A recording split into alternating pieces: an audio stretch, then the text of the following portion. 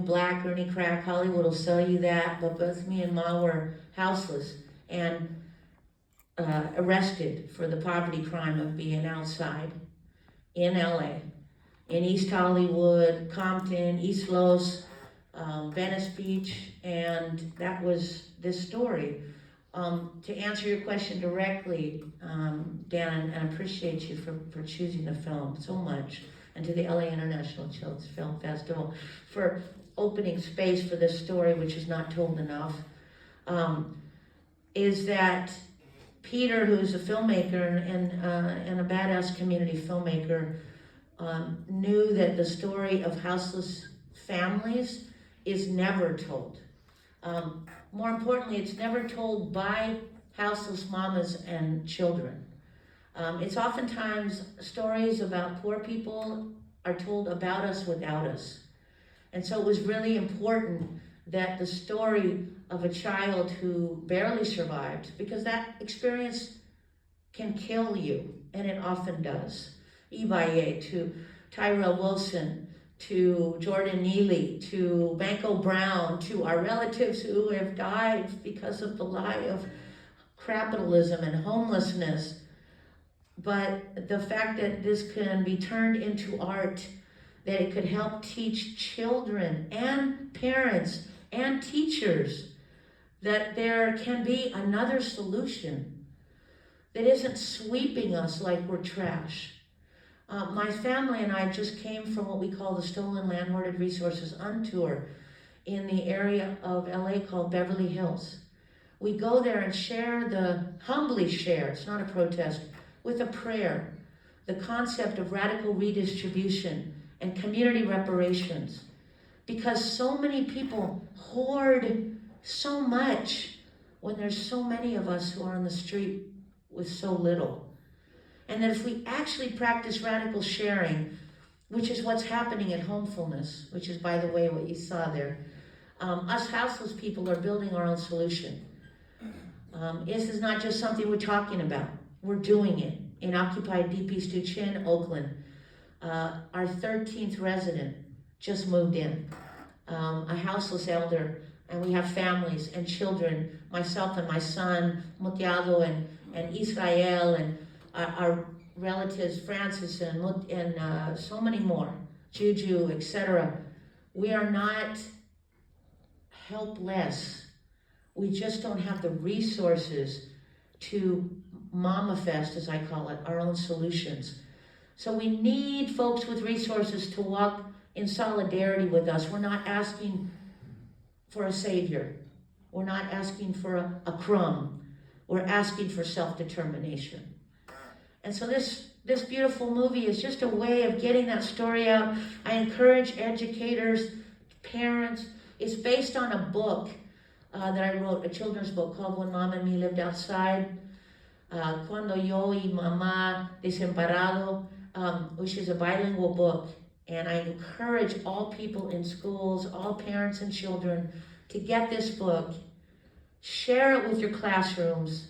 I'll also come out in Zoom and do a workshop, but share it as a story to teach that we need to stop practicing the violent act of looking away.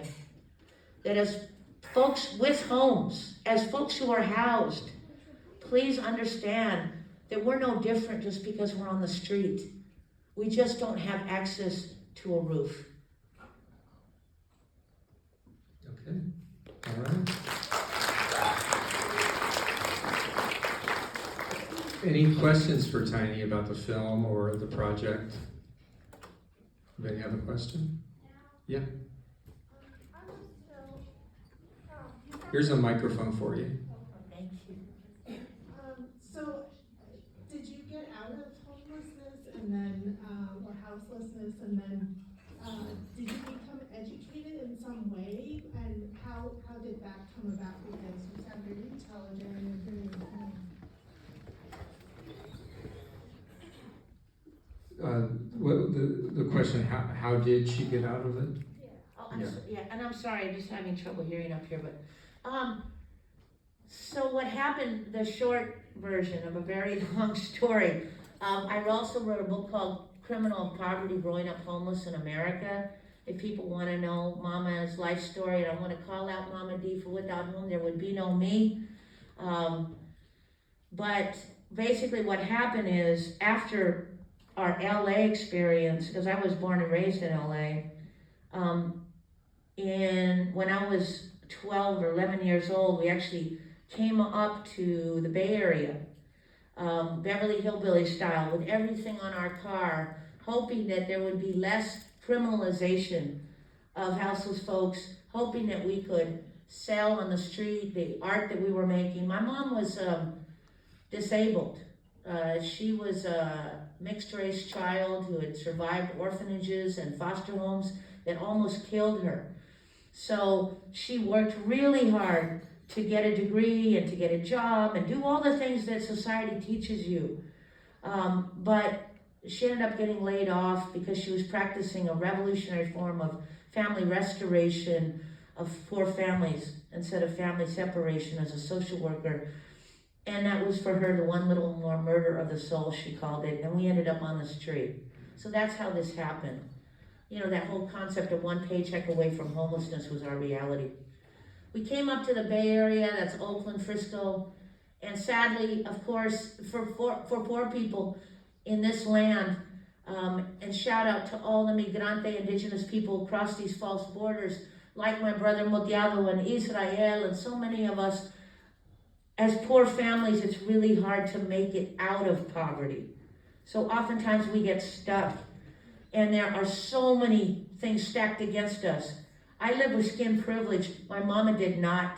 We couldn't even get apartments half the time. And or if we was able to get jobs, oftentimes we weren't able to keep them because she was dealing with psychic trauma and spiritual trauma. At 18, I got arrested because it's illegal to be houseless in the U.S. It's a citable crime. So when I say I wear my jail suit, this is not the one they gave you. They don't give you a to-go package of Santa Rita. But the point is I wear it to uninvisibilize lives like mine. Because let's be real, folks, so many of us walk past houseless people on the street and practice what I call the violent act of looking away. So how did that really happen? After I was arrested, it almost killed us, and I really tried to end my life. But three things happened. One of which we ended up in an apartment where the landlord did not evict us because we didn't have the rent. That was one person's move that literally changed our life. The second thing happened is my mom got a revolutionary lawyer, Ocean Newman, who converted my thousands of hours of community service and fines for being houseless, which is a crime, into a community service, which was to write. And so for the first time in my life, someone saw me as other than just a bum, a homeless person, all these horrible slurs that are said. We're objectified, we're no longer human when we're on the street. And that literally changed the course of our life.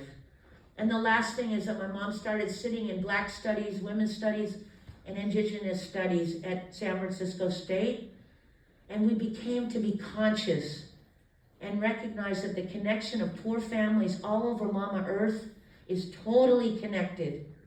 I was so inspired by the young woman who was the plumber, right? Because she didn't listen and didn't be beaten down by the things that people think about us, right?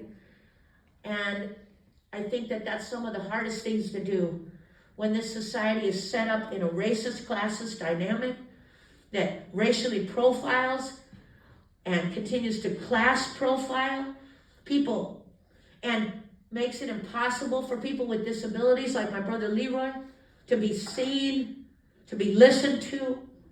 And I think that that's the message of this story. After that happened, we started Poor Magazine. And it was a poor people-led movement. And together, like I said in the movie, we started to build a solution. And that's what you're seeing now. Okay. All right. Thank you so much. So,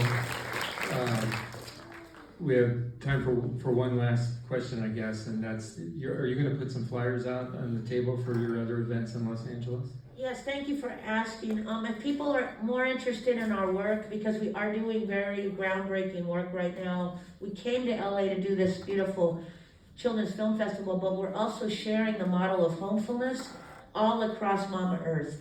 And so we're sharing with houseless people in this town about the building of a homefulness here. And we're sharing with other educators and creators about the idea of Poor Press. So we'll be at Re-Art Bookstore in Boyle Heights tonight at 6 o'clock, reading from our books, the powerful books of Leroy Moore, of Auntie Frances, of Mutia do Silencio. All of our curriculum comes from an idea of poverty scholarship, which is that poor folks have knowledge. It may not be based in a piece of paper that we get from a fine institution like UCLA, but it's based in our survival and our knowledge about how to survive by any means necessary. So if you can't come tonight to the bookstore, check us out, poormagazine.org. Check out our curriculum. Get one of the children's books. Any of the things that myself or Leroy or Francis or any of us do, invite us in. We also have a thing called People School, where we teach this model to other folks with race and class privilege and to other folks who are in poverty. So poorpress.net, poormagazine.org, and thank you, LA International Children's Film Festival. Thank you, Tanya. All right. Okay. So we've got two more really good programs with some great short films.